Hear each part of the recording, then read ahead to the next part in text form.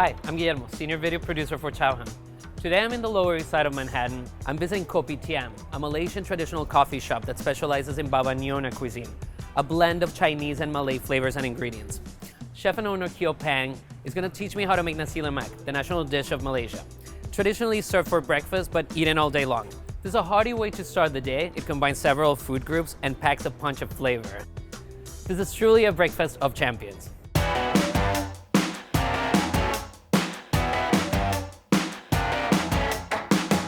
What does Kopitiam mean? Kopitiam means coffee shop. Kopis means coffee, and tiams means shop. It's not like New York. New York is that you go to a coffee shop just because it's convenient or it's near to your house, but once you move to another locations, you never come back to the same thing.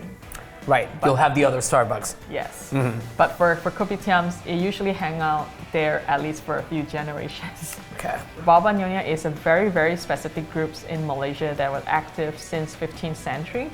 I'm the third and the last generations of Nyonya in my family.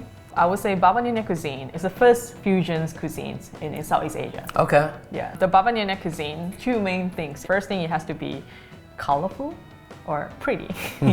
Second, it has to be very flavorful. So your eye tell you that this thing looks pretty and it's attractive. And then your palate tell you that how flavorful it is. Nasi Lemak means rice that is very rich. In our language, we say, oh, that curry is so lemak, and then that rice is so lemak. It means that it's very rich. So I know that this dish is referred to as a breakfast food, but people eat it all day long, right? Yeah, in Malaysia, there's no such things that we eat during the breakfast or lunch or dinner. When I come here, it'll say, oh, what do you have for breakfast? Lunch? I was like, oh, we eat. We don't really, we could snack all day. The one that we're serving here is the originals and the very first versions of Nasi Lemak. What are the components here? What are the ingredients on the dish? The components are very simple. Anchovies, and there are peanuts, there are eggs, cucumbers, and also sambal. And your base is the rice? Yes. Walk me through the steps. First, you need to cook the nasi, which is the main ingredients. We have a thing we call pandan leaves. How we describe it to other people is more like a Southeast Asian vanilla type of leaves. And when you smell it, you think that it is sweet, but it's actually not. You cook first the rice and water in the leaves. Then how are we combining with the coconut? What's the next step? And then you just pour the coconut milk, and then you mix it, and then they steam for another 20 minutes or so. I prefer the light coconut milk because in Malaysia we usually get the fresh coconut milk, and it usually tastes very, very light. Is there a brand that you recommend? Like when I'm gonna make this for myself at home, what should I look for? What should I buy? Chef choice. The next step is that while you were waiting for the rice to get rich, it's a time for you to prepare all the other ingredients.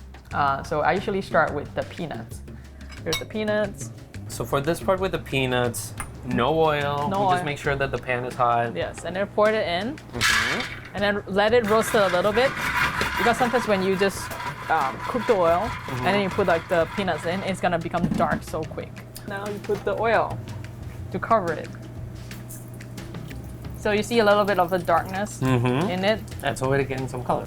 So about this, it's almost perfect. So I'll take out all the peanuts and use the same kind of oil. And then so the anchovies will receive the flavor from the peanuts. And then we get it a little bit rich. It's not gonna be too salty. For anchovies, I usually like this size. It's not too big, it's not too small. It's about half of an inch. What should I look for when I want to do this? When you go there, it's it's lighter color, and it doesn't have the blue or dark. It has a blue lines and a dark silver. That one is a male anchovies. Okay. Yeah, there's male and female anchovies. The male anchovies usually are tougher, thicker, and that one is not easy to bite. So same pan, same oil, move it back to the heat. Yep. And then you can just pour it in. It's already, yeah. Okay. Anchovies is a lot faster. What are the signs that you can tell, or the color, what they call it, the perfect color of that, or their prime time is golden brown. Okay, we are about there. See, this is the color.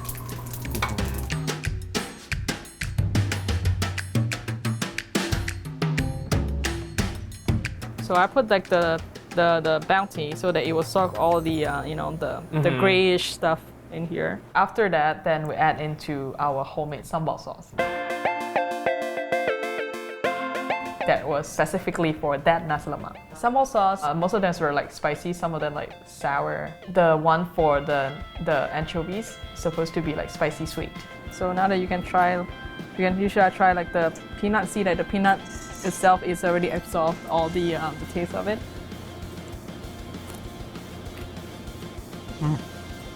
Perfect crunch. After I taste it, and then I'll say, oh, if I should add a little bit of sugar to brighten it up a little bit. Okay. I was gonna ask you that. Yep. If I get the pre-made sauce, which is probably the shortcut I'll take, I can balance it out with a little bit of sugar. Organic cucumber, as you can see, like from the middle part is not soft. If you get like the fat cucumber, usually it's like soft and watery in the middle.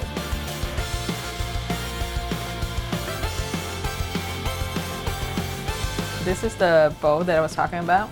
We call it a rooster bowl. If you track back in many years ago, when all these people they're trying to go out and to work, they call this the startup bowl. They use this to drink water, used to eat the dishes.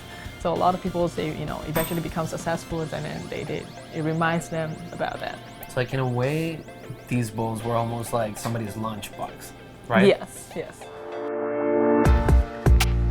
So I'm gonna do so that you make one, and then I'll make one. Okay, perfect. And then so what we're gonna do, we'll put banana leaves. Take one bowl here. Thank you. I'll take one. I'm gonna put this like that. About 2 spoons. I usually give the general amount to people. Okay. How about half of the bowl? And then the rice. Press it. Press it again. It's like tight. Then flip it. And then open it. Ta-da! Boom. Gorgeous. Let me see if I can make it as pretty as she. Rice?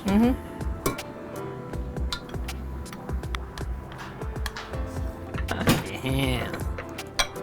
Boom. Ta-da! Okay. Tricks are not just for kids.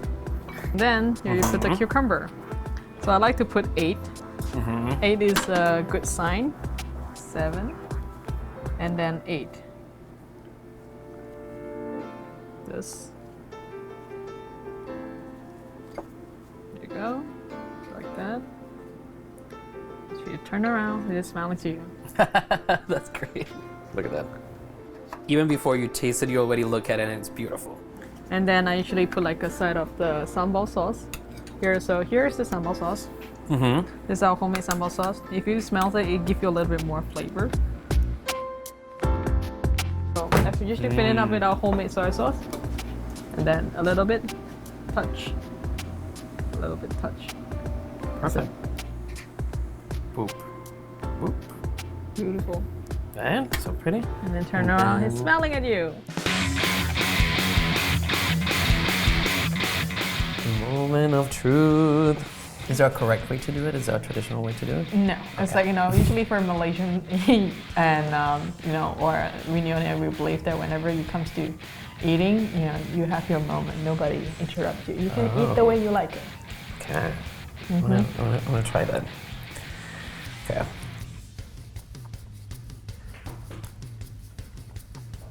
Very well balanced off the top. For some reason, I thought the rice was gonna be sweeter.